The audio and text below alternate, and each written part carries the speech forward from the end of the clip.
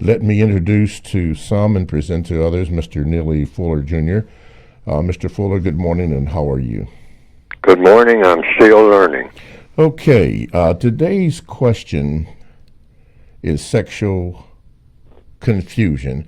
Mr. Fuller, what would you say, or what is a counter-racist compensatory definition of sexual confusion? What is it, and how does it work?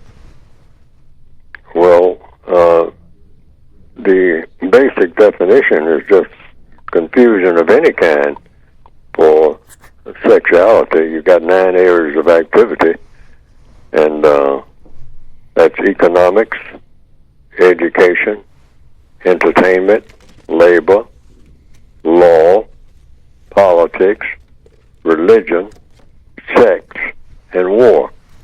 And some people say you could add health too, but it's all kinds of activities. But I said those 9 areas pretty well cover just about everything. Economics, education, entertainment, labor, law, politics, religion, sex, and war. That covers most of the things that people, I say this is people activity, those 9 areas, and some creatures too. But the 8th area of activity, according to the way that I did it, which was in alphabetical order, and put it into the textbook, is sex. And you have confusion in all of these areas of activity, in economics, in education, in entertainment, and labor, and all of the areas of activity. And the white supremacists, the people who thought up the idea of white supremacy, said that in order to really keep people in check, keep dominated, and to use them like you want to use them, it has to do it through the process of confusion. In other words, you keep them confused about everything so that they have to come to you in order to have anything made clear about what they are about, what everything is about. They will be dependent.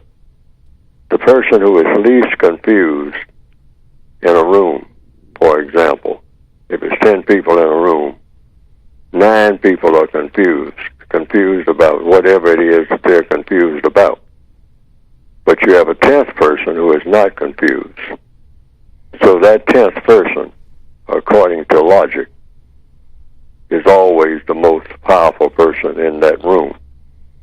So the white supremacists look at the entire planet as just a big room. And they look at the non-white people as people who should be confused in that room, and that the people who are classified as white will not be confused.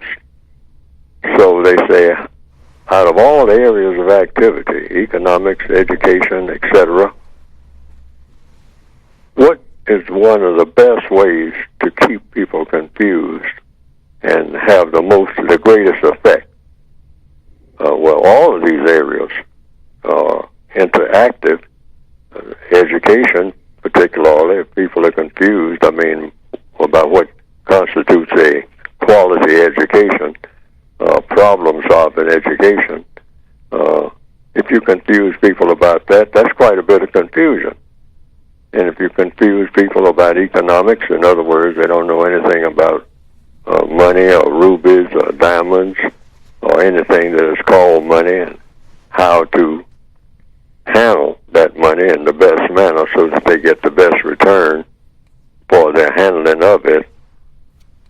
If people are confused about that, you can cause a whole lot of grief.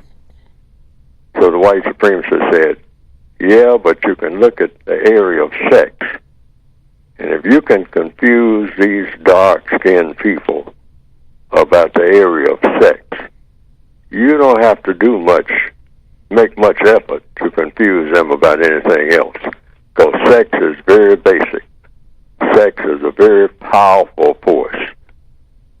second to the system of white supremacy itself. People are motivated by sex. Even people who are not engaged in anything sexual at all. So sex just means interaction between what basically is male with female. That's what sex is. That's the standard order of things. Now, you're going to go away from that standard order. That's what you call alternative. And so the alternatives, if you manipulate them in such a manner that people are confused about, you can confuse them, depends on what degree it's going to be. You want to confuse them so much that they have no idea of what sex actually is, that anything can be sex. Well, it depends on what it is you're trying to do when you confuse them. And so they say, well, the white supremacists in the world of white supremacy, the white supremacists look at the dark-skinned people of the entire planet, say, well, let's just go all the way, and confuse them about everything that has to do with sex, what we traditionally call sex, so that you can't even recognize what sex is. I mean, it can just be anything. You can call anything sex. And so, just like they could have chosen food, all right? Food is a great motivator and all like that. And they are, to a great degree, by poisoning people with artificial food, plastic food. Grocery stores are full of plastic foods, not real food. I mean, you walk in there and the shelves are just stocked all over the place, but you really got to weave your way through it like you're trying to figure out a jigsaw puzzle or something to figure out where is the real food in all of this, these boxes and all of this going, everywhere. Which aisle can I go to find real food? Because everything that I'm looking at is made out of some type of chemical, or you look on the ingredients and you got no idea of what you're looking at, and it's all in small print anyway. There's got to be a reason for that.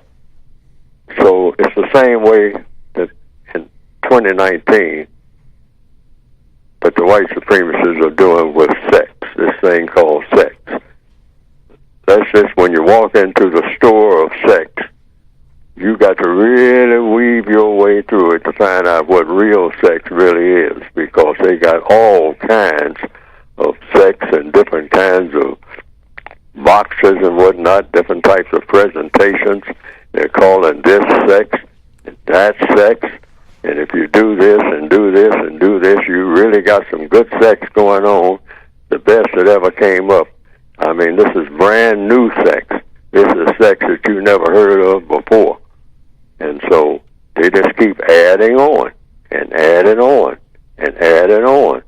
All of these plastic ingredients called sex. Plastic sex. All over the place.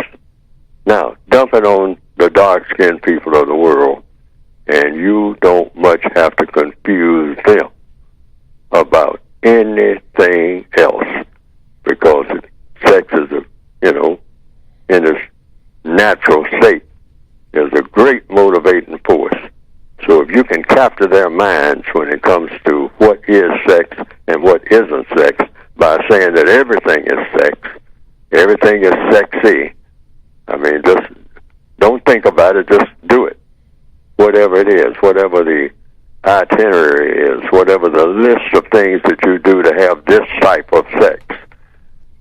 And they say if you can get them confused along that line, then you can confuse them very easily about everything else. Mm-hmm. So sex is a natural motivating force. Mm-hmm. Okay. Since we are in the 8th area, which is sex, in the United Independent Compensatory Code System Concept Counter-Racist Code Guide, starting with page 342 and going over to page 343,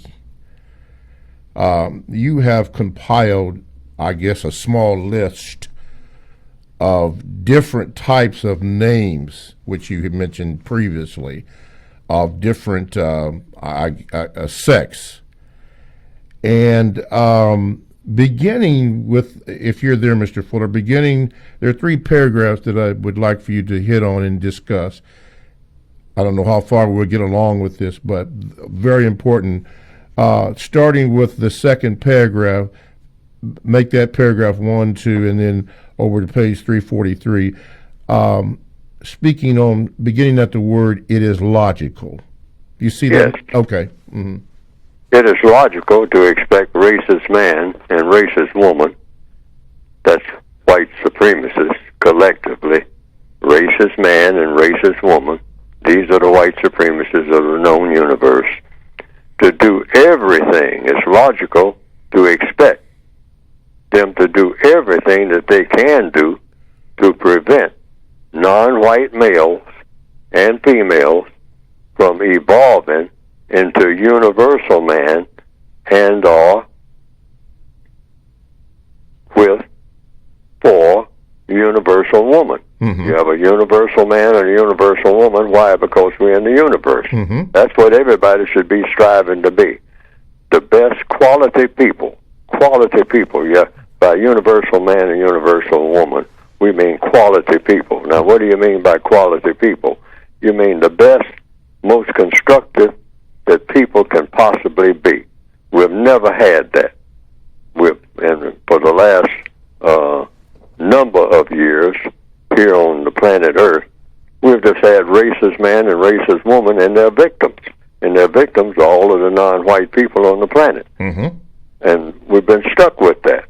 When both white people and non-white people should be universal men and universal women, meaning quality people in everything that is of constructive value, 24 hours a day, 7 days a week. We should all be universal people. Why? We are in the universe. We should be in balance with everything in the universe that is of constructive value, and certainly be in balance with each other. That's what makes a universal man and a universal woman. Okay. I mean, quality time. Yes, sir. And so I'll continue on. Yes, sir.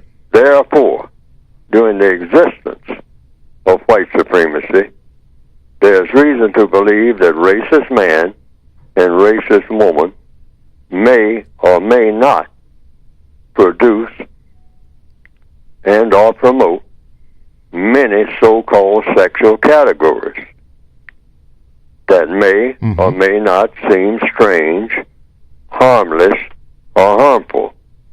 If they do this, there's reason to believe that they do so in order to expand, refine, and make more effective the sexual confusion that they promote among the non-white people of the known universe. Mm-hmm. Some of these additional sexual categories that the racists promote may have titles similar to some of the following. Now, I put this here on page 342. So a lot of them are it's continuing on page 343. Yes. These are categories that you will not hear, I don't think, for the most part, right now.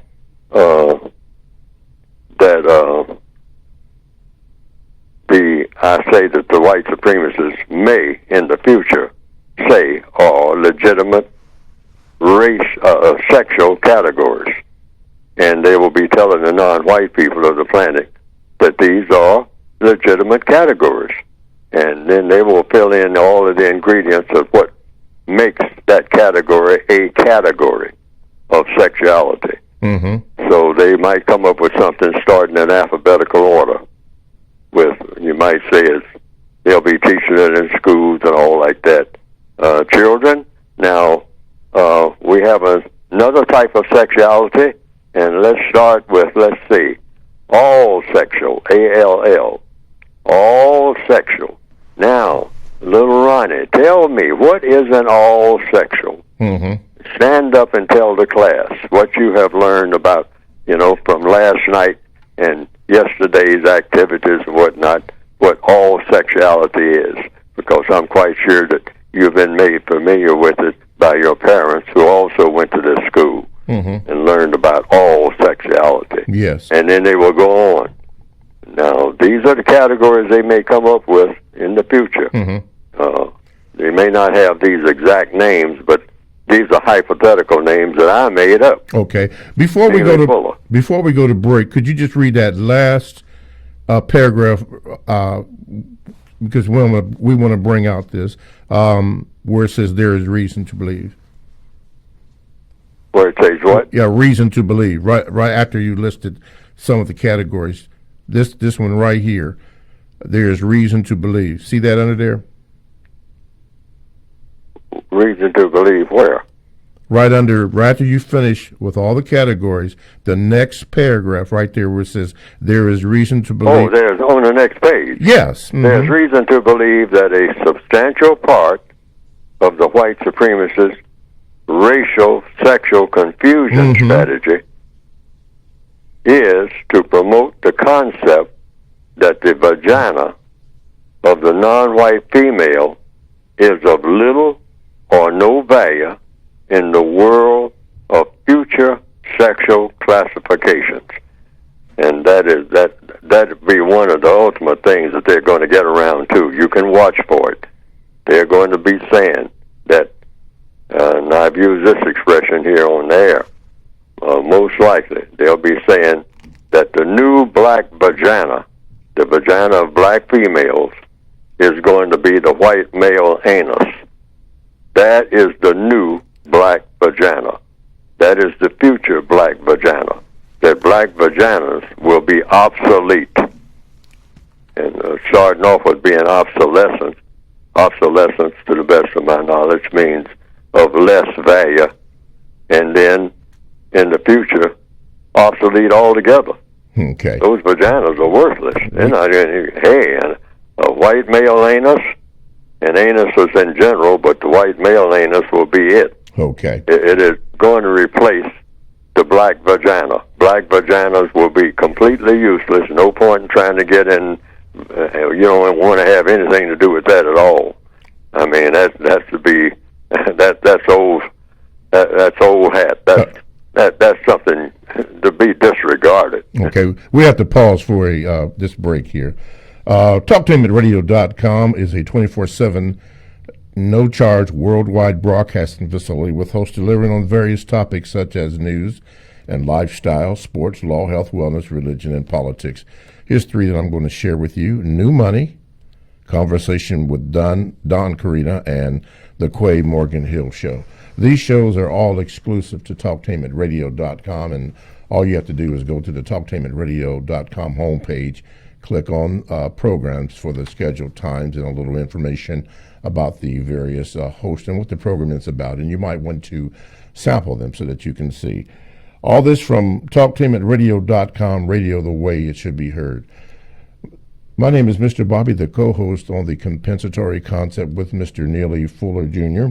Today's topic is sexual confusion, and Mr. Fuller was, before I had HAAD, had to interrupt him because of a station break.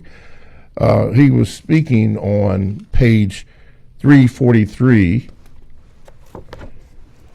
of the code book. For those of you who have the code book, you can turn to that and see the various terms. And these, as he mentioned, are just a few of the terms. Some are future. I have heard some of these. Maybe you have too. But Mr. Fuller, today term is, I think it's LGBTQ,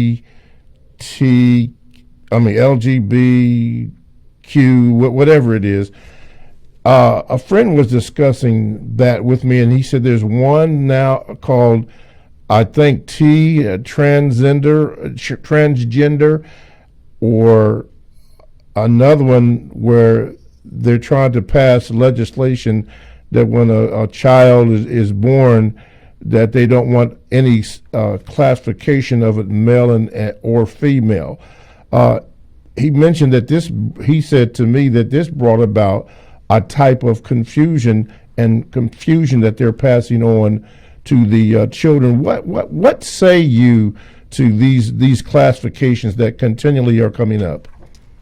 Oh, well, like I said, I have 125 on page 342 and 343, and I came up with this myself. I just made up a bunch of terms. I mean, I deliberately did that. Just made up a bunch of terms of what you might be hearing in the future. I'm trying to get the jump on where they are going with this. And they, at one time they just say, well, we have people who are so-called queer, we have people who are homosexual. That was the standard term, homosexual. And it wasn't any other term. It was just homosexual, if you wanted to be official about it. If you wanted to talk about it in a classroom to collegiate students. There's a form of sexuality called homosexuality. And then that word just disappeared altogether. And then you start getting, transgender, and now I hear something else called binary. I don't know exactly what that is, what you do to be binary, and, but there's somebody who I'm quite sure the white supremacists can step forward and explain in detail exactly what qualifies a person to be binary as opposed to some other category, whatever that's supposed to mean. And so, you got lesbian, and you got gay, and, so a question is raised, is a lesbian gay? Well, sometimes a person who says that he or she is a lesbian, whatever that means, is also gay, and also maybe trans, and maybe none of the above, all of the above, depending on what time of day it is. And so now I came up with something that's potentially, knowing how the white supremacists now are saying, hey, we got them on a roll. I mean, they're buying into this hook, line, and sinker, particularly the dark-skinned people of the world. And we'll just keep pushing it because they love things that it looks like it's something new. And so, and if it's something dealing with sex, they'll jump right into it. They'll jump right into it every minute. They won't stop to think about it at all. You can just pile it on. I mean, you'll have them just as groggy with this in another 50 years. I mean, so that they won't be able to do nothing except just walk around, just staggering around, I mean, like zombies. I mean, with a head full of this alternative sexuality, this new ersatz sexuality, all of the sexualities we're going to come up with. And starting with page 342 of the basic textbook, 2016 edition, I have the all-sexual, the alter-sexual, the art-sexual, the Balkan-sexual, going into the B's, beyond-sexual, blessed-sexual. How about that? Sexuality that is blessed. Now, it's not like all the other sexualities. That's not binary. That's not queer. That's not transgender. This is church house sex. This is blessed sex. And it's a different kind of sex altogether.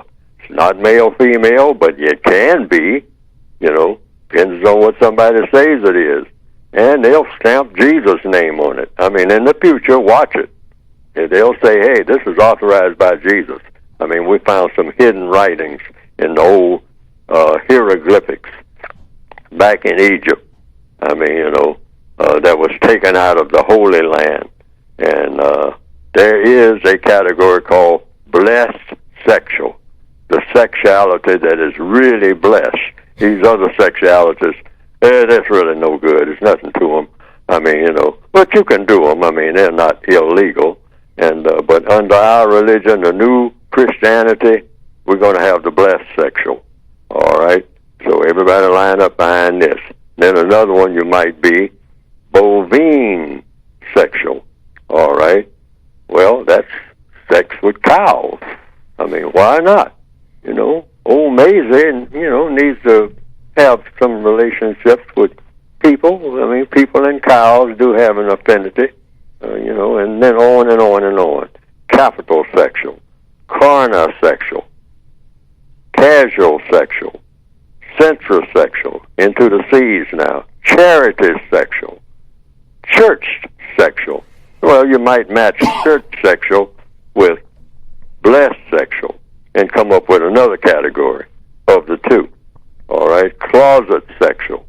All right, you already got something like that right now. You know, well, I'm in the closet about my sexuality. Well, but is that a separate category because you're in the closet? Well, yes and no. It's one of the major categories, but I'm in the closet with it. And I'm going to keep it in the closet. Well, if you keep it in the closet, how are we going to know who you are and what you are sexually? Well, that's the whole point. It's a closet sexual. You ain't supposed to know. Okay. You're supposed to guess. Pardon me, Mr. Fuller. I have to take this break. TalkTainmentRadio.com. We go where you go. Download the TalkTainmentRadio.com app to your cell or to your tablet. Podcasts are available. That's radio the way it should be heard. Stay right there. Your phone calls. Let's go to the phone lines. Caller, you're on with Mr. Fuller. Go ahead with your call, please. Good morning. On making the vagina obsolete, something that Mr. Fuller mentioned earlier before the break, it seems like there are hints of the process happening now as we speak. CNN has an article that seems to describe part of the process that leads to the results Mr. Fuller speak of. And so what's happening is there's a company called Always, which is a female packaging company for pads. Always is taking the female symbol off its packaging to be inclusive of transgender and non-binary customers, whatever non-binary means. But it seems like the transgender activists and allies publicly urged Procter & Gamble to redesign its pad wrapper without the gender symbol, a circle atop a cross. Among their arguments were that not all people who menstruate are women and that not all women menstruate. So it seems like that type of confusion is part of the process to lead to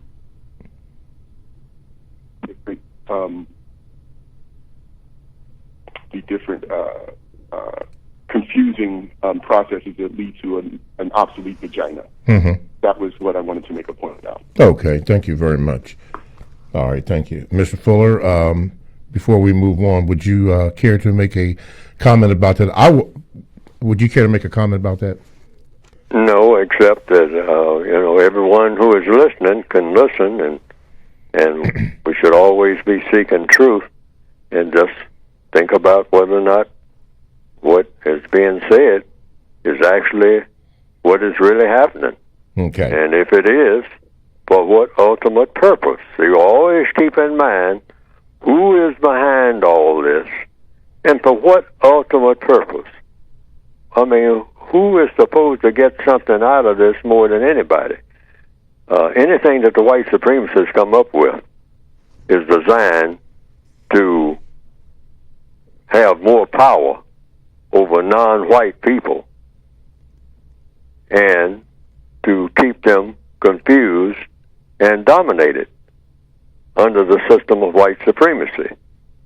So anything in the area of sex, if they're doing anything deliberately, I mean, it should be suspect. It should be suspect. You suspect it. Now, I'm not being a part of this program or have that written in the 8th area of activity to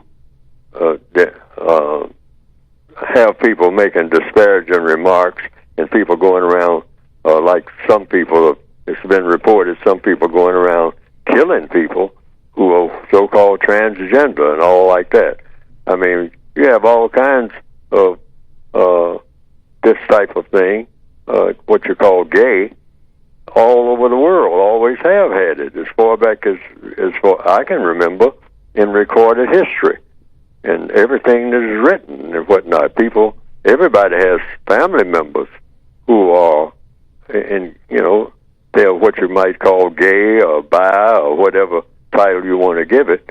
But what I'm looking at is what the white supremacists are doing with it, because they're always doing something with all non-white people that shouldn't be done, not just in the area of sexuality, but in every area of activity. That's why we have a thing called the system of white supremacy.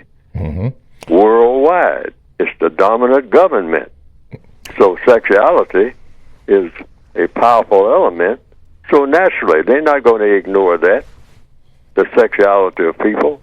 So they say, we're going to control that for our benefit. We don't care anything about benefiting them.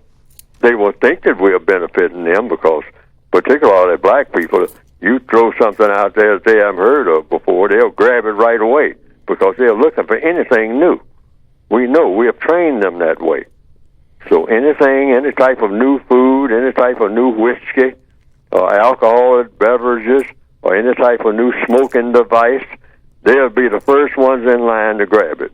Before the store opens, they want to be a part of it. They don't even know what it is, but they want to be a part of it because it's new. Yes, sir. That's the way we train black people to think as white supremacists. Okay. So, and when it comes to sex, oh, yeah, they're real interested in sex. So anything that you put on them and make it look real phenomenal, make it look like it's the cutting edge, ain't nobody but me into this. I was one of the first ones, rather.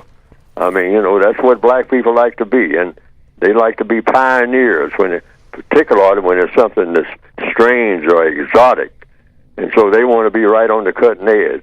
Okay. But the code book says anything. When you see the white supremacists coming saying, "Hey, buddy, I got something new for you," not everybody's in on this, but you're going to be in on it before anybody.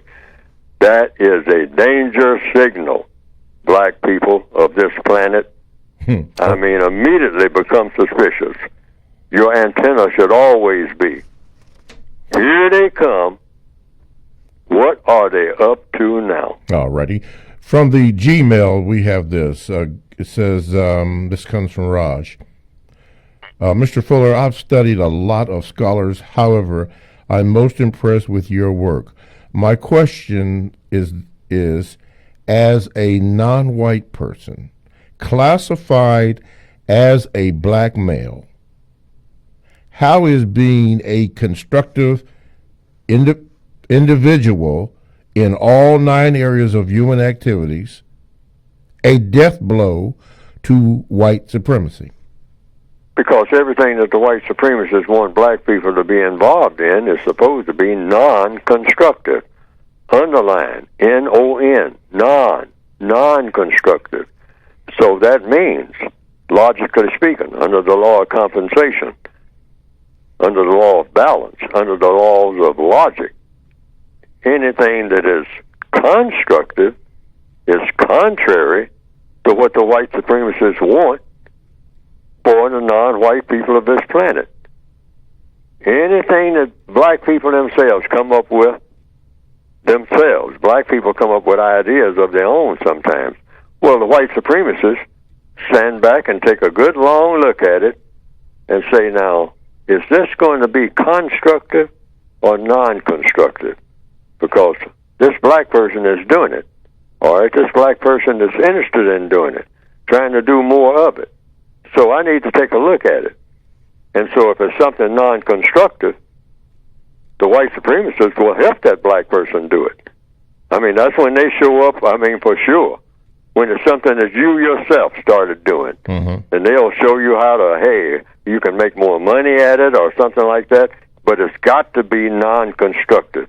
It's got to be something that is going to have a non-constructive effect on the minds and bodies of the non-white people of this planet. But if there's anything that looks like it's going in the direction of being constructive, the white supremacists will come down on it and put a stop to it. Okay. Their record shows that.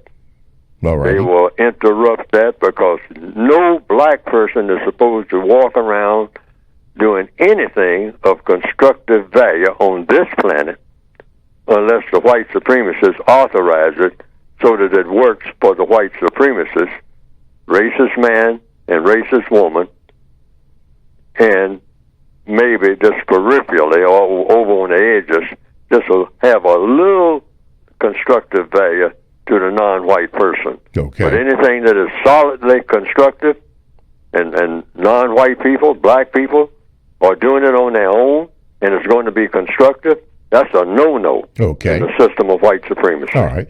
Before we talk about your book, the second part of that was this. He says, my second question is regarding non-white people being prisoners of war and white supremacy being a mega machine. How do non-white people find hope, joy, and inspiration in the middle of the everyday suffering that they will potentially incur for the rest of their lives? Well, that's what I'm saying. You're born on a battlefield. So I've often, on this program, I have often referred to a movie, like I like to refer to some movies, and I'll still try to get that movie list out on my website, producejustice.com. But Saving Private Ryan, that's a movie about World War II. Saving Private Ryan. And there's a scene somewhere near the middle of the movie, just past the middle, where this patrol or these soldiers are carrying out a mission, but in carrying out their mission, trying to save Private Ryan, that was their mission, trying to find him and get him off that battlefront because his brothers were dead, and the War Department decided they didn't want all the members of the family dead, so they were going to get him off of that battlefront. So they sent out a bunch of soldiers to find him. But in the process of trying to find Private Ryan, they ran into different obstacles because they're on a battlefield. They're on a front. They don't know where he is. And all kinds of things are happening. So they spotted this German radar site, I believe it was. And so they said, well, we can go around it because the people who are manning that site don't know we're here. And our mission is to save Private Ryan. So we don't have to deal with this. But the captain who was in charge of that unit said, yeah, well, we are going to deal with it because our objective is not only to save Private Ryan. Our objective is to win the war. And so one of the people, and this is where the line comes in that refers to an answer to the question, one of the people in the bunch of soldiers said, you know, Captain, I'm thinking about this and I'm listening to you, but I don't feel good about this. And that was the remark. I don't feel good about this. And the captain said, and the camera zoomed in on his face. Well, that's why I say there are lessons in movies. The captain said, when is the last time you felt good about anything? Now, I went a long way around to answer the caller's question, but that's what I'm saying. You're on a battlefield. The system of white supremacy is a prison. It is also a battlefield. It has all the characteristics of a prison and all the characteristics of a battlefield. So, like the captain said in this battlefield unit, he says, when is the last time you have felt good about anything? You're a soldier on a battlefield, and you're talking about feeling good? You feel good about winning this war. If you're going to feel good, that's where your focus is supposed to be. Your focus is supposed to be winning this war, saving Private Ryan if you can, and in the next 15 or 20 minutes, we are going to hit this radar site, and we might get killed doing it, because that is the deal. We are soldiers on a battlefield. We are, and you can say for black people, we are soldiers on a battlefield, and we are also prisoners of war. We have already been captured. So we're trying to dismantle this prison. That's our assignment. So, feelings, the question was about how do you get joy? You get joy, battlefield joy. What is battlefield joy? Every now and then you might get a little bit of food that's better than the food you had yesterday. I've been in on the front lines in combat, and I know about what you might call battlefield joy, battlefield pleasures. They are very skimpy. That's what every black person on this planet should expect in the system of white supremacy. We can't be banjo playing and thinking that we can just dance our way out of this. That's why so many of us are going crazy. We think we can dance our way out of this. We can't. This is a battlefield. And feeling good is something that you do just by surprising occasion.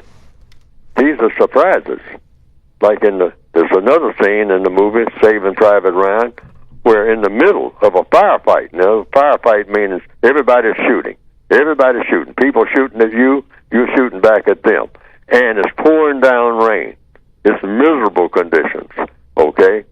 And one soldier looks down and he sees some rotten potatoes or onions or something in the mud that are scattered all over the place, in the mud, on a battlefield. And he starts eating the mud with the rotten potatoes and whatnot, and trying to find one that's not too rotten, and at the same time getting a few shots in between, and then reaching down and trying to get one of those potatoes. Because why? That gives a little bit of pleasure under battlefield conditions. Now, black people should look at themselves the same way that soldier in Saving Private Ryan is looking at it. You just grab your pleasure while you can. Okay. Talk to him at radio.com. We go where you go. Download the Talk to him at radio.com app to your cell or to your tablet. That's radio the way it should be heard. My name is Mr. Bobby, the co-host on The Compensatory Concept with Mr. Neely Fuller Jr. And our topic today is sexual confusion. But at this particular time, and we are now 8 minutes past the time, is we allow for Mr. Fuller to talk about his book. Mr. Fuller, can you speak up to your book, please? You can get the book by going to producejustice.com. That's producejustice.com. And what will come up on the screen is a brief description of the basic textbook, including the 1984 edition. Some people say they like the 1984 edition. But there's an updated edition that includes almost everything that's in the 1984 edition. And that's the 2016 edition. That's the one that I recommend that people get. And then if you want also the additional volume, it's really one book, but the additional volume, if you want it, is the word guide, showing you how to use words, how not to use words, what words to ask questions about when other people use these words. And you just don't ask one or two questions. You might ask 5 dozen questions about one word. Somebody says quid pro quo. Now, that term is not in there. I couldn't get naturally in a word guide. That's why it's not a dictionary, but it's a word guide. But if somebody, for example, says that, first thing you want to know, what are you talking about? And you might have 15 questions about just that one term because you hear it on television. And so rather than ask 1 or 2 questions, that might not give you a big picture of what is being said. So you want to know what's being said. Words are forms of communication. And so if you want excellent communication rather than confusion, what you want to know is what words mean. If somebody says, "Well, I'm an All-American," that's a term you've heard people use. All-American football star. You're supposed to hold up your hand if you're in a classroom and you say, "Professor, I have a question. What is an American?" Start with that last term, the last part of it first, And what is an all-American? And then you might spend 50 days just talking about American and an all-American. What actually makes an American an American? Is an American at any time of day or night, any time non-American or un-American? And what do these terms mean? And that's what the word guide is for. It's to get black people in the habit of asking questions about all these different words being thrown around. And since this morning we're talking about sex, you just simply say, start with the base word. What is sex? S.e.x. And you might have 2,000 questions about what sex is. All right? Depends on how many questions it takes to get to what? The truth. But the textbook for victims of white supremacy is supposed to teach you how to, or help you to learn, rather, not teaching you. It's not even preaching to you for sure. It's just telling you some things that you can possibly do to solve what? The race problem, really, ultimately, as an individual person, what you can do on a day-to-day basis. Go to producejustice.com. That's producejustice.com. That's how you can get the volumes. Okay, we have approximately 2 minutes in this first hour. Let me see here so that I will not be confused. Okay, caller, we're going to take your call, but we're going to have to break it so that we can reintroduce the program for the second hour. So hang on. Okay, yeah, caller, go ahead, caller. You're on with Mr. Fuller. Good morning. I recently heard Mr. Fuller say, well, not recently, I listened to a lot of back issues as far as stop bragging. I notice a lot of black folks, we like to brag about, accomplishments or whatnot, and basically it seems like all we're doing is, we're like, why are we like a model prisoner? We're like the model prisoners. We uphold the system of racism, white supremacy, it seems like, more than some white folks do. So, I mean, where do we get that from? I don't understand. I talk to folks, and they like to throw out, like you say, credentials and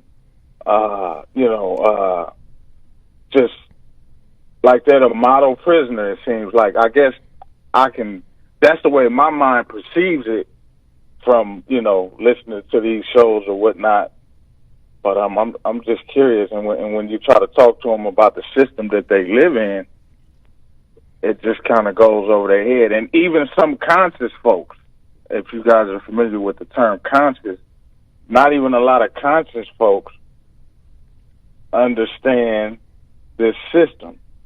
If I'm staying on track here, it's just I'm curious to know, why are we like the model prisoners? That's my question, if that makes sense. Okay, I'll tell you what we will do. Hang on the line, and Mr. Fuller, we will answer that question when we reboot the program for the second hour. Thanks for listening. TalkTainmentRadio.com, the world's greatest radio the way it should be heard. Stay tuned for the second hour.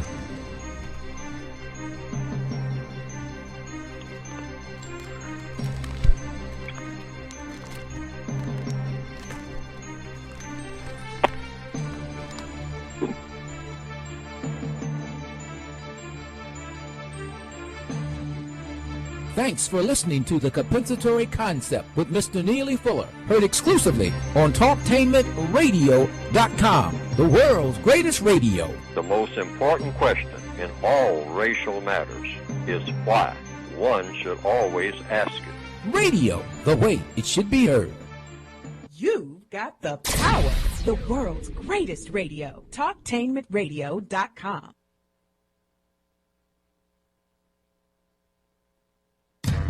Talktainment Radio, worldwide sound. Talktainmentradio.com. We give you a reason to come.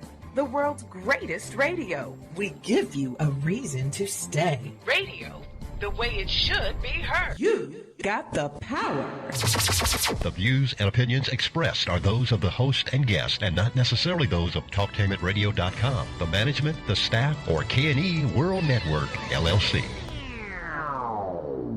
Live call-in talk show. Dial 1-877-932-9766 and join the conversation here on TalkTainmentRadio.com.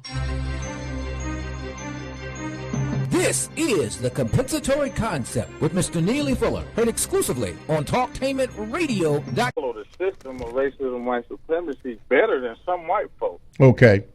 We'll have Mr. Fuller answer. Mr. Fuller? Well, I'm not disparaging people who have degrees or anything like that, but I'm saying, generally speaking, not just when it comes to collegiate material, but anything, ownership of a house or of a car, or having lots of money in the bank, or being a very smart person, or being able to do certain things that other people cannot do. The model prisoner thing, because we are all prisoners of war, regardless. Once you're in captivity, you're in captivity. And you should never, ever get away from thinking that you're not. That's a huge mistake on the part of any black person on the planet, to think that you are not a prisoner of war. And those who think that, they're not going to be on the case of not being a prisoner of war, because that's what white supremacy means. Supreme over non-white people. No exceptions to that. That you are classified as white and you are authorized to dominate and mistreat people based on that person having color in his or her skin. That makes you eligible to be a white supremacist. And the system of white supremacy in all 9 areas of activity has taken root. It's not in the process of taking root. It is a running business. It is a successful business. The most successful business that the world has ever seen is called the system of white supremacy. It is the dominant government of the entire planet. There is no so-called government in existence that is more powerful than, in capital letters, the system of white supremacy. Not because Neely Fuller says so. Check it yourself. The white supremacist has the first and last word of the most powerful of the people of this planet. They decide what all non-white people are going to do, not going to do, better not do, etc. So in answer to the question, black people, all of us, everybody on the planet, according to the evidence, is subject to the system of white supremacy. So the answer to the question, a black person, what does a black person have to brag about? The answer to that question, very simple. Nothing. Absolutely nothing. And the code position, the counter-racist code, the sane code, because it's supposed to be sane, all right, based on logic. No black person should ever, under the system of white supremacy, brag about anything that's concerning him or her. Ever. You don't, that's the ugliest thing that a black person can walk around on this planet, in this prison camp called the system of white supremacy, bragging about anything, ever. I mean, not one word of bragging. You don't brag about nothing as a prisoner. What you do is go to that drawing board and try to figure out how you are going to dismantle this prison that you're in called the system of white supremacy. And we haven't earned any kind of bragging rights at all for anything. I don't care what we invent. I don't care what we come up with. I'm talking about according to logic, not according to Neely Fuller. Prisoners are not in a position to brag. Strutting around in the prison yard, bragging. Look, my prison chains are shinier than yours. That's how we sound when we do any kind of bragging. I know more than you do. All the people over there in cell block C, they know more. We're more collegiate than all the people in cell block B. Ha, ha, ha. Yeah, we got bragging rights in somebody else's prison. We are the prisoners in a prison. And we're walking around saying, I have more sense than the other prisoner has. Well, you might have more sense than the other prisoner has. You might have more logic. You might know how to do things better. But you are what? You are equal to that other prisoner who doesn't know anything about anything and doesn't care about anything. Why? Because you are a prisoner of war. Prisoners of war are equal. And if you don't believe it, ask the people who run the prison. Okay. I mean, and they're the white supremacists, racist man and racist woman. When they come down through the cell block, you're wearing the same uniform. What's your prison uniform? The color of your skin. That's your prison uniform in the world of white supremacy, which is the entire world. So right. You don't have any business bragging ever about anything. Okay. And in answer to the caller's question about why do black people go around bragging about something, because they don't realize they're in prison, which is massive ignorance. All right. That's all. That's just ignorance. That's all. Okay.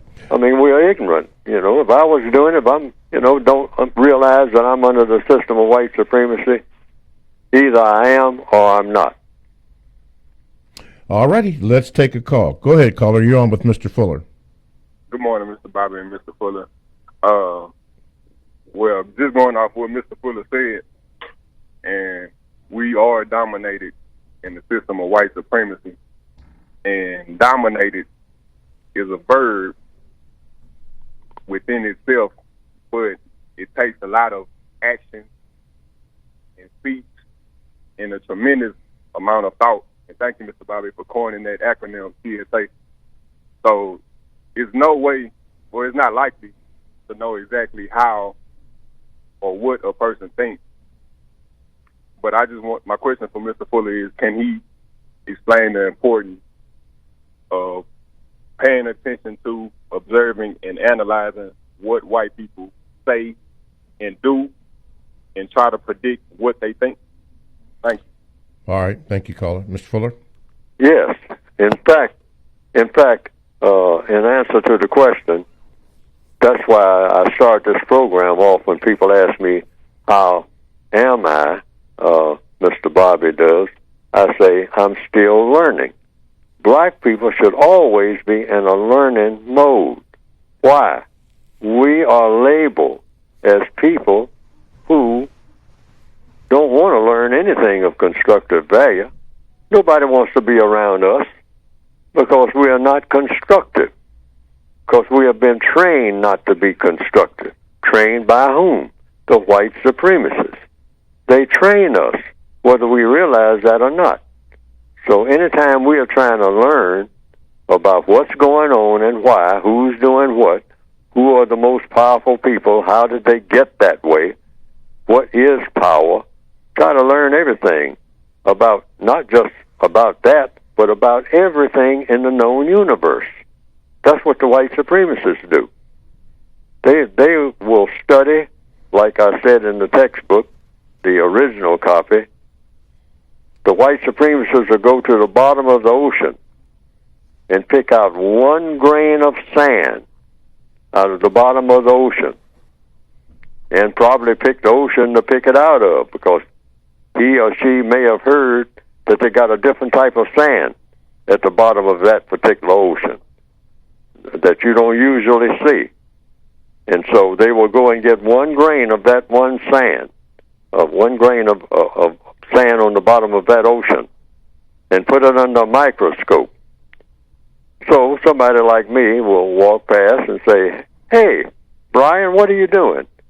Say, "I'm studying this grain of sand." "Oh, you studying a grain of sand?" "Well, what for?" "Well, because I got it from the bottom of the ocean, and as far as I know, nobody's ever seen a grain of sand like this before. But it is sand. We label it as sand. It's a type of sand, but it's different from general types of sand." "Well, what are you studying it under the microscope for, Brian?" "Well, because I think that I should find out about it." "Find out about it for what?" "Because it's there. It's in the universe with me." "Well, what's that got to do with anything? Why are you sitting there looking at that under the microscope, man? I mean, come on, let's go party and whatnot." "No, I'm going to study this grain of sand because it's here. And I might figure out in 1,000 years, if I'm not here, naturally, I pass it on to somebody else, and they figure out what is it doing here, because everything that's here means something." Mr. Jackson, Mr. Roberts, Mr. Henderson, whomever the black person they're talking to is, Mr. Fuller, since you asked, why am I studying this grain of sand? I say, "Oh, man, I ain't got no time for nothing like that. I mean, you sitting there looking at some grain of sand under a microscope. I mean, I'm going to a party, man. Forget this."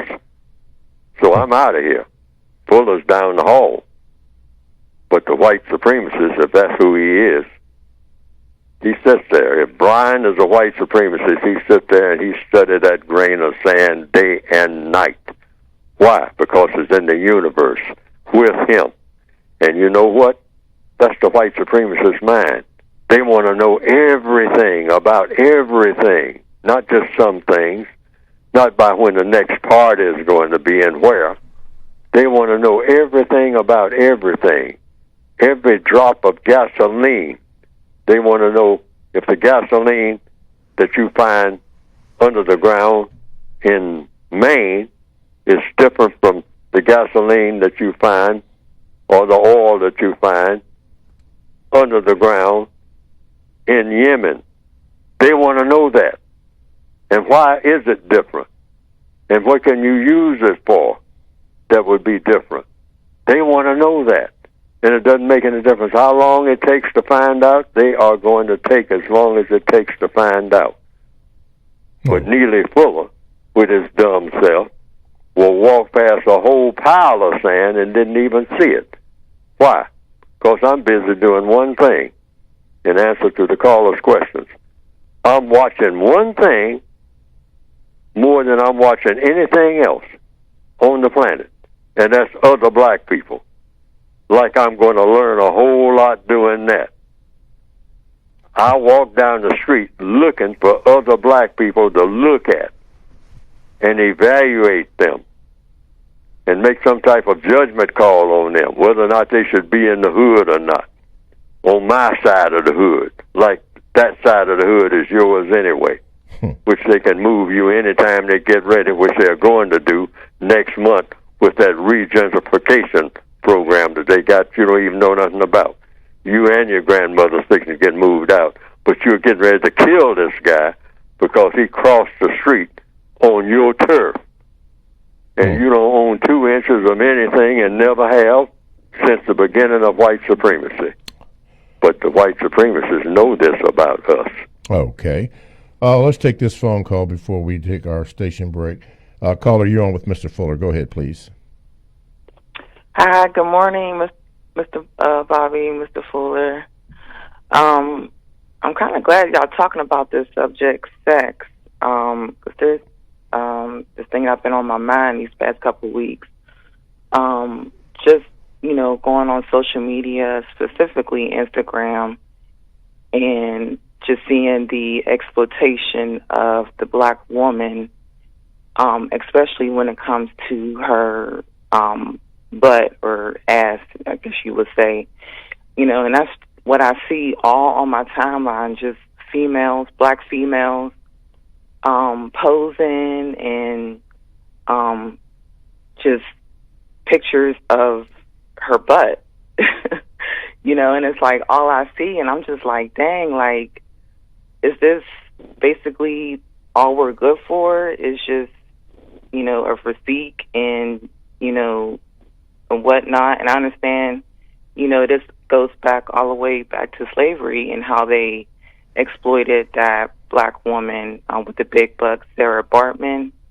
So basically, I just want Neely Fuller to kind of talk about the exploitation of the black woman and how it evolved from slavery on down to today.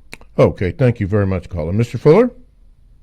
Well, if I understand what she's saying, the black female is being devalued, always has been. She's at the tail end of every line, and then the only thing about her is supposed to be whether or not she can work and bring in something for the black male so that he can pimp her. Black males, they depend on it. Hey, when they get locked up, what does the black male say? This real tough black male, king of the hood, I mean, he's the terror of the ghetto. Get in touch with my grandmother. Get in touch with your grandmother.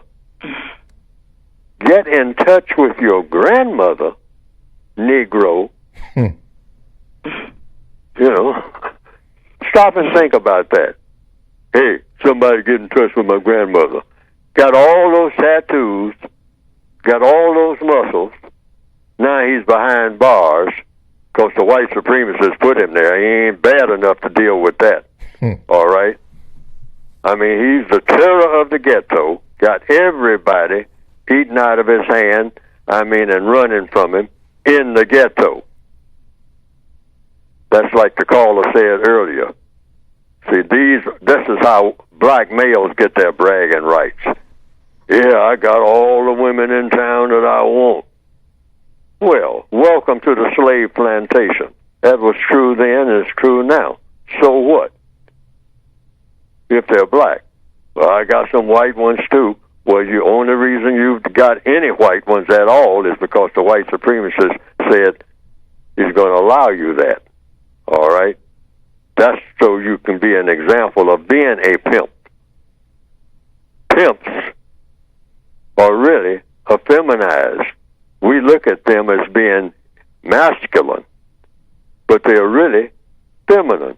And the old-fashioned pimps used to walk around looking feminine, all dressed up with lipstick and powder on their face and long fingernails, painted gold, and platform shoes, bell-bottom trousers, real flamboyant, riding around in a gold Cadillac, and you say he's masculine.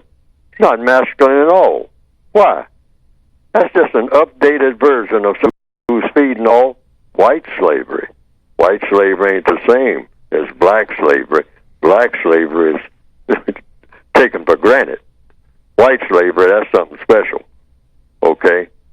So in answer to the latest question, if she was asking a question, yes, the black female and her behind, all right, they're playing that up, but that's the secondary behind.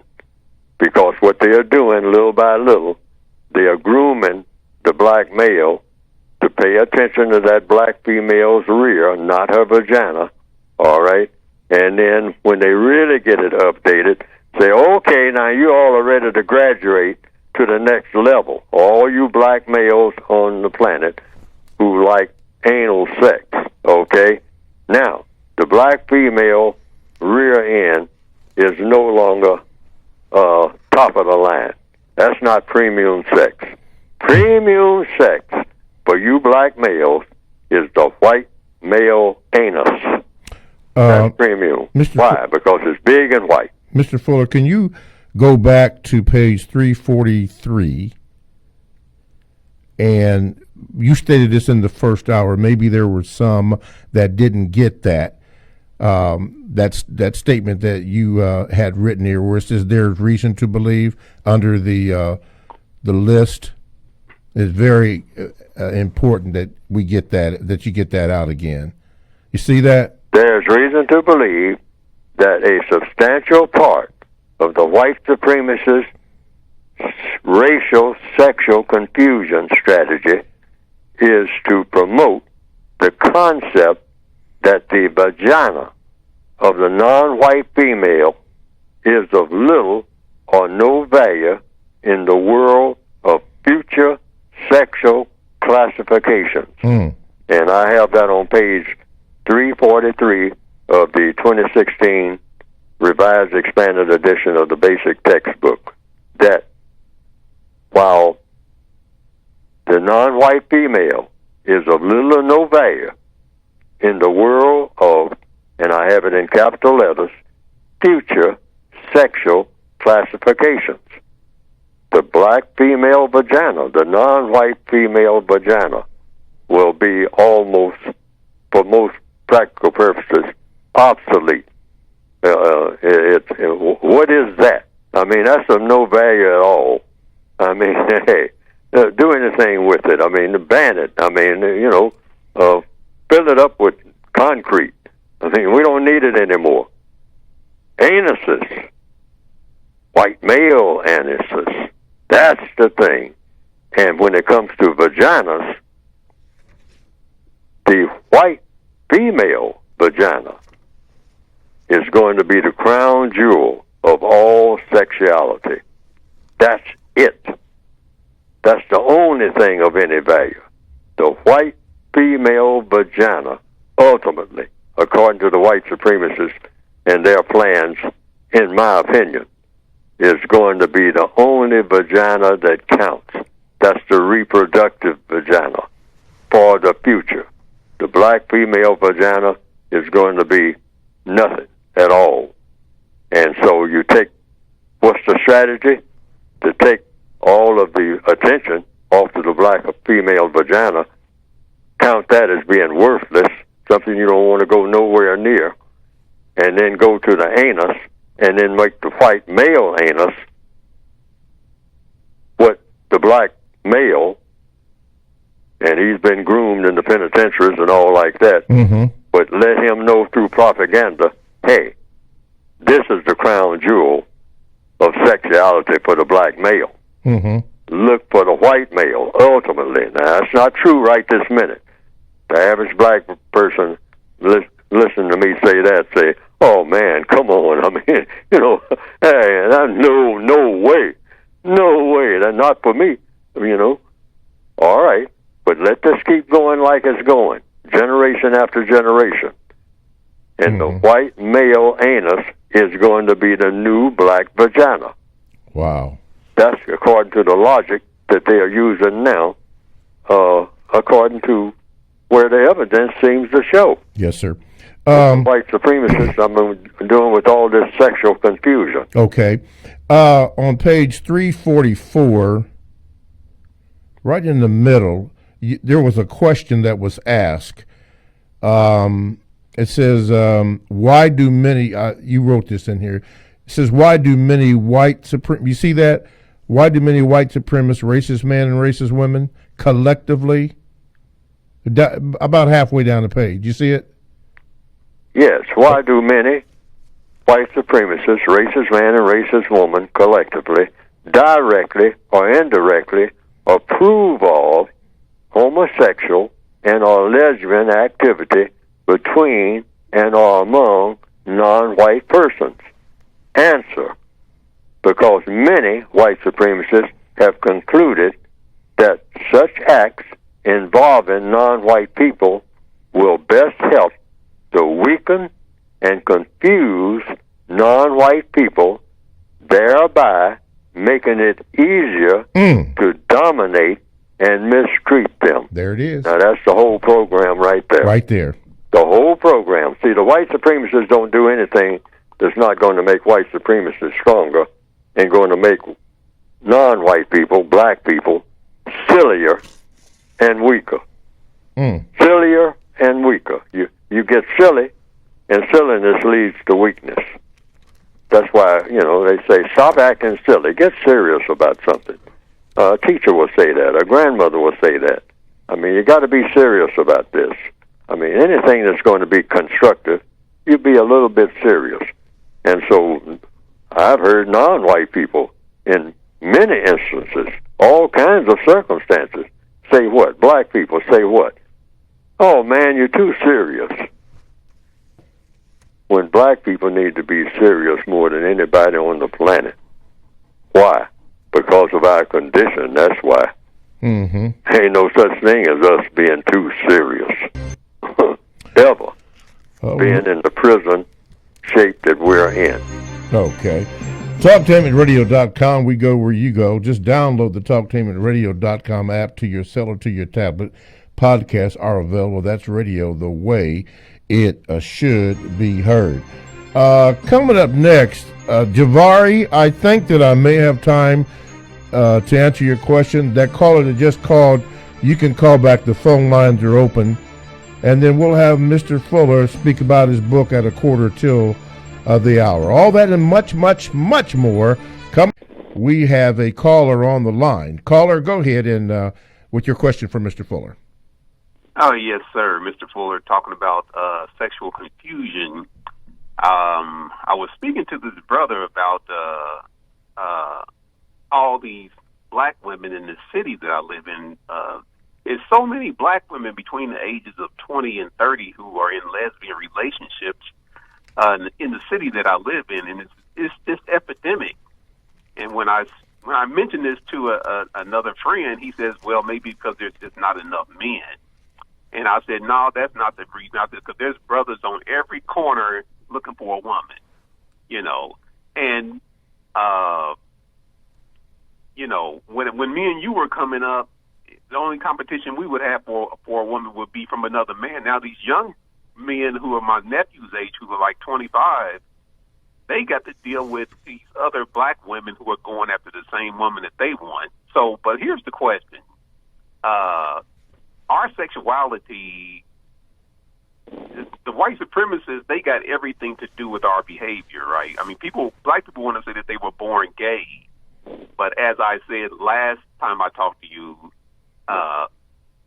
the white supremacists control all black people's sexuality, but regardless of whether we think we were born gay or not, they are in control of all of our sexuality. What would be your response to that? The answer is yes.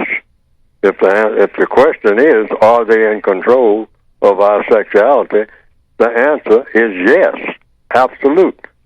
As in all other 9 areas of activity, economics, education, they're in control of our education. When we say we want to be educated, when people who are crossing oceans in rickety boats, and they say, well, where are you going with your children in your arms and all like that on this rickety boat that may sink before you get anywhere? Well, we're trying to find out which way the white people went. Well, why are you trying to find out which way the white people went? So we can catch up with them. That's why. That's why I'm in this boat. Well, why are you trying to catch up with white people? Because they have things. Well, why is it that they have things? Because they are educated. If I get with some white people in my rickety boat with my child in my arms, I might can get educated, and then I can get the things that I see that white people have, because then I will have education. See? So this is how the white supremacists want it.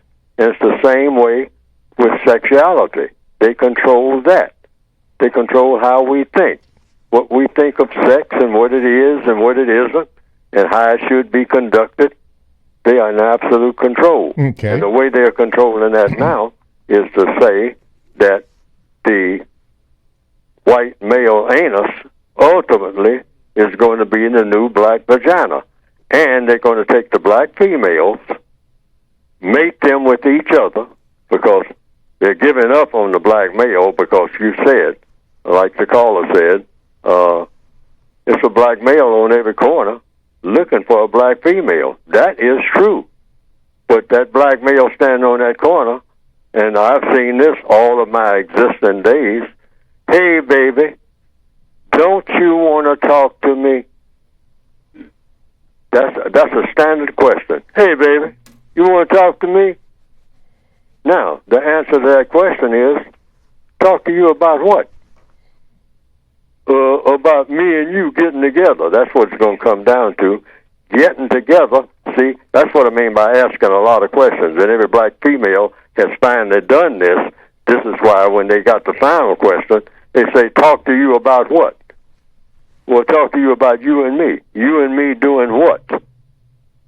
Getting in the bed. That's really what it's about. Okay? Then after we get in the bed, then what? Okay? Get in the bed again. Well, wait a minute. It's an eviction notice on the dresser. So how are we going to have a bed to get in when we do what we do? If that eviction notice is going to say that the bed is going out there in storage somewhere, and we're going to be in the street in about 3 days. See, the black female is tired of hearing that all over the world because this is what the black male is delivering. Because that's all he's thinking about is pimping. Okay? We have been trained to be that way by the white supremacists. And the black female, logically speaking, is giving up on us. They don't want to. They tell us that. I don't want to, I love you, porgy. I mean, you can't do much for me, but I still love you. And don't let anything take me away from my porgy. This is best. I'm your best. I want to be your best. But it ain't nothing there with you. You just about shucking and jiving and whatnot. And, that's all right to start off with, but you're going to do this forever and never do nothing else? And so then the black female looks at the other black female and say, you know what? I think we can come up with, some plastic sex or something. And I think we can roll around with each other. And we can do more for each other as two black females than all these black males out here put together can do for any one of us. All right? So that's the conclusions they're coming to, gentlemen. Wow. Black males. I'm telling the whole black male world, the white supremacists have set this up for that to happen. All right? We can't deliver. We stand up here talking about I do, the few of us that will go that far, but you can't deliver on what you're I doing about. Talking about what you're going to do for her. You ain't got a guarantee about whether or not you'll have a roof over your head tonight if the white supremacists decide they're going to take it away from you. And that's black males all over this planet. Let's go you can't deliver nothing. And the black female is getting sick of it. Okay? So that's why they are mating with each other. And the next thing you know, now here's where the white supremacist is going to use the black female. He's going to put black females in some combat boots and mate them with each other, and they'll always be with each other because they're going to die in each other's arms on battlefronts. That's the wave of the future. Look for it. Okay. There's going to be a whole lot of black females who are eligible, highly skilled. They're going to have the skills now to be skilled combat troops. Wow. And they are going to go to the front together and die in each other's arms for the strength of the system of white supremacy. That's the plan. That's the plan. Let's take a phone call. Go ahead, caller, before we have Mr. Fuller talk about his book. Go ahead, please. Yes, I was the caller who was asking about the sexual exploitation of the black woman. Oh, okay. I just kind of wanted to follow up a little bit into being that our choices are getting kind of slim. Well, I guess I want to say I'm a single mother with 3 kids, never been married. As in today's society, the black single woman is looked down upon, especially by our black men. I'm hoping to get married one day. I want to be married, but it just seems, I'm having a hard time. So I just want Mr. Fuller to kind of speak on the single black mother. Basically, should I give up the hope of marriage? Like, what, in his opinion, can I look forward to as far as a relationship or marriage, being a single black woman with kids? Okay. Mr. Fuller? Well, we really can't be married even when we are married in the system of white supremacy. See, all of us, black males, black females, black people in general, non-white people in general of this planet, we have got to get rid of the system of white supremacy and replace it with a system of justice, and then come up with quality people who become universal man and universal woman, rather than be the entire planet being populated by white supremacists and their victims. We've got to get rid of the system of white supremacy. There's no way to keep trying to squirm around it. As long as we're trying to squirm around it, we're going to be miserable. That's endless misery, because it's a prison camp. There's no way to be happy forever in a prison camp without being delirious or in a diminished state of mind. Mm-hmm.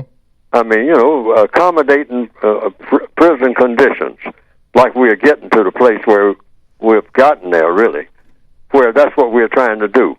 Well, I know I'm in this system of racism, but I don't have time to fool with that. I can't solve the race problem. I'm just one little tiny person. So I got to try to be happy. Well, you're trying to be happy under conditions that are designed to keep you from being happy. All right?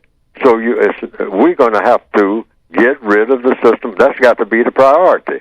You may not ever get a mate, like under battlefield conditions, that you can really call your own and have some type of order. We try to do that. That's trying to, get our business together on a slave ship, which is what the entire planet is. It's a slave ship in the system of white supremacy. So we are trying to adjust to normal conditions on a slave ship. This is not normal. We are not under normal conditions. So we're not going to get a normal effect in our daily existence. People talk to me, like the ladies calling right now. What do you do? How can you have happiness? All I want is just a nice little house, and I want some children, and I want a decent husband who goes to work and whatnot, and I just want to get on with my life. How can I do that? It ain't going to happen in the system of white supremacy. The white supremacists are getting so sick of us asking for stuff, asking for normalcy, asking for a decent life, that they are doubling down and making it impossible for this to happen.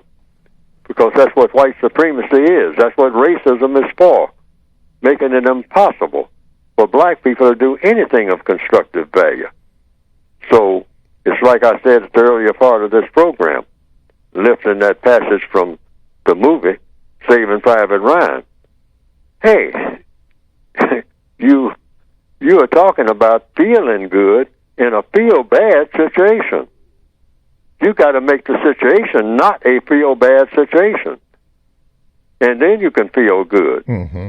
In other words, on a battlefront, there's no feeling good except just a few moments here and a few moments there. Okay. That's the best we can expect out of this garbage. Mr. Fuller, before we talk about your book, it's very important that you tell or give the compensatory term that you came up with for justice, because we have new people who listen to the program all the time.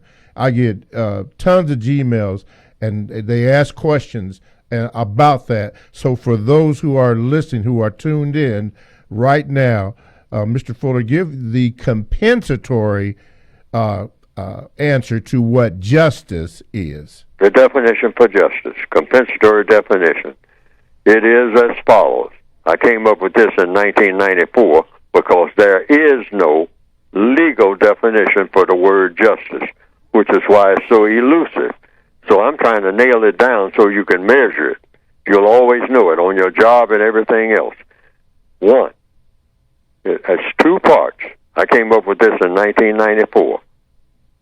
Part one, guaranteeing that no person is mistreated.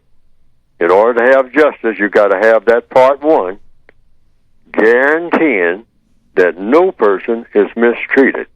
You got to guarantee that.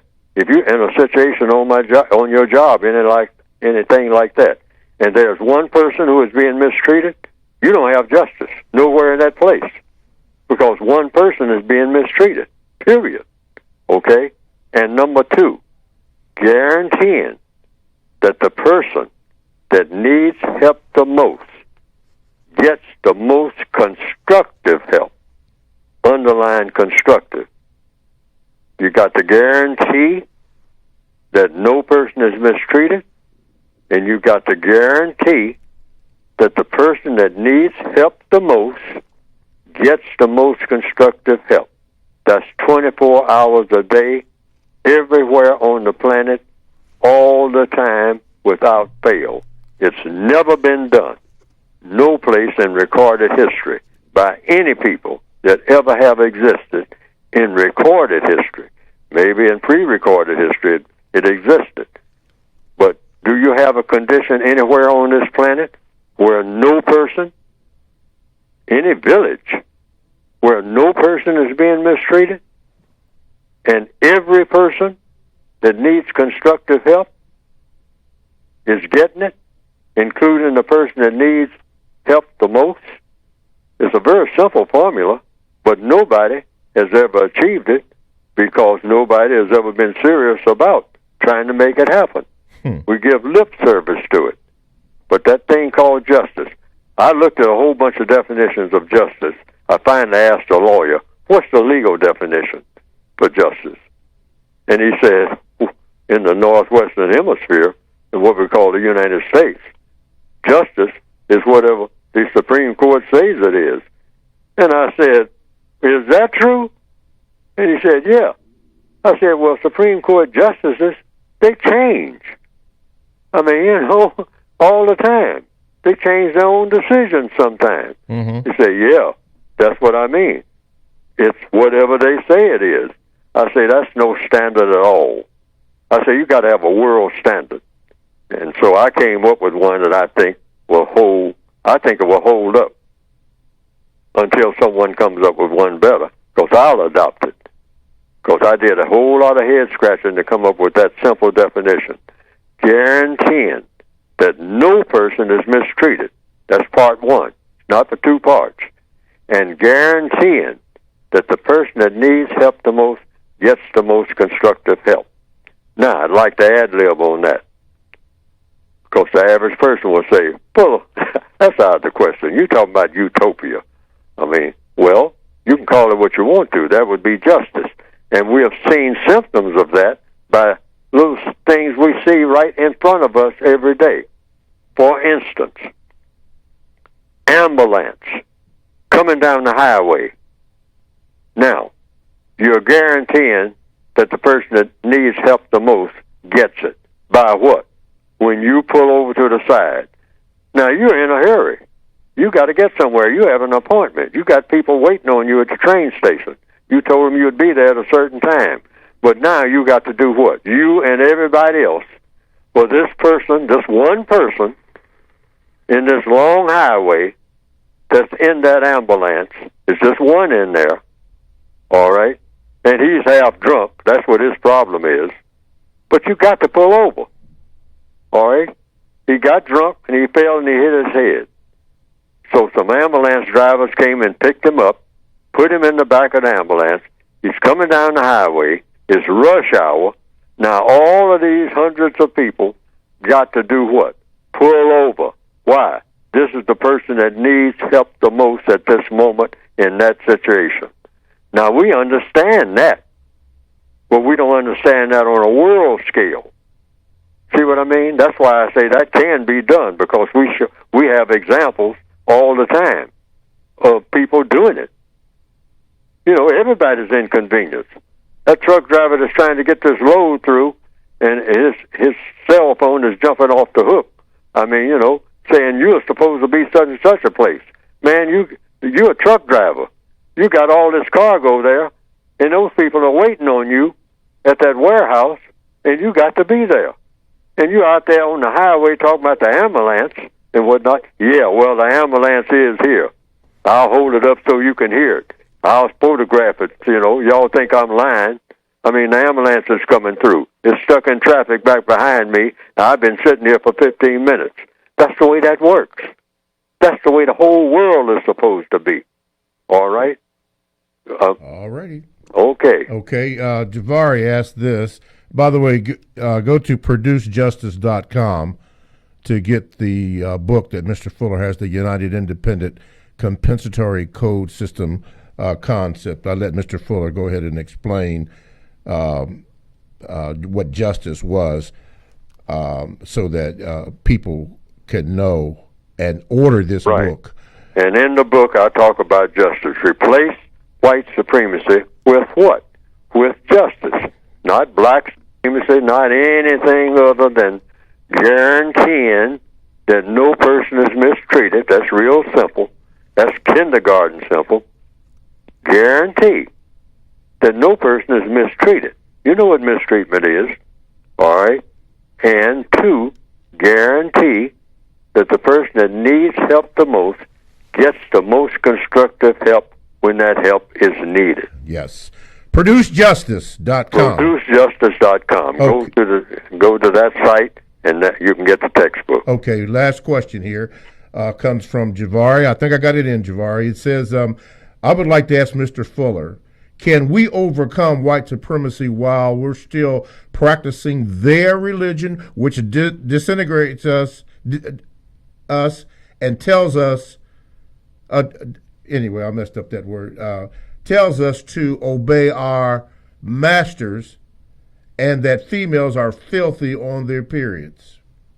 Well, whatever is going on, we can just go right to what we've been talking about for the last 2 or 3 minutes, and that is, hey, does your religion guarantee that no person is mistreated?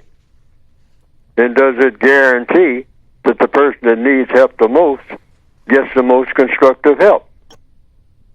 And that's a question. Put a question mark behind it and wait for the answer. Oh, wow. I don't care what the person's religion is.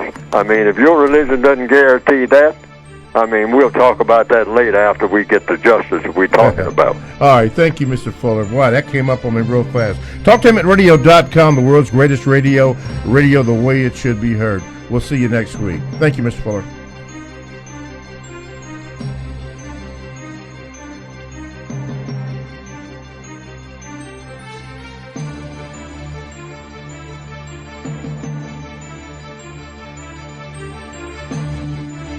Thanks for listening to The Compensatory Concept with Mr. Neely Fuller, heard exclusively on TalkTainmentRadio.com, the world's greatest radio. The most important question in all racial matters is why.